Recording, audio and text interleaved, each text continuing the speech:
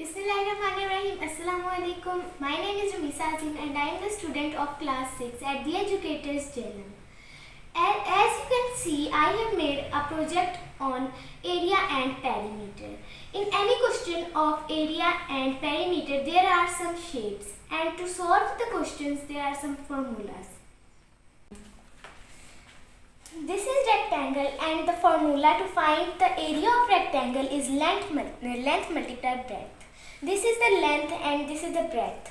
And to find the perimeter of rectangle is 2 multiply length multiply breadth.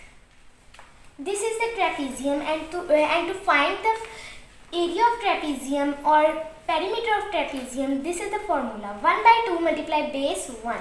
Base 1 means this is the base 1 and this is the base 2. Multiply base 1 plus base 2 multiply height. This is square, and to find the area of square, side multiply side, mean side multiply side, length multiply length. Perimeter of square, 4 multiply side, mean all the sides will multiply each other. This is triangle, and the area of triangle is 1 by 2 multiply base multiply height.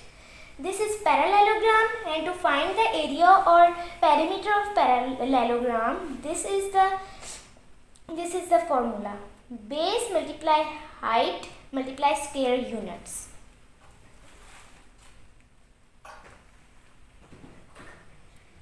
So friends, this was my project. I hope you must like this video, comment and share this video. Subscribe and use zone. Allah Hafiz.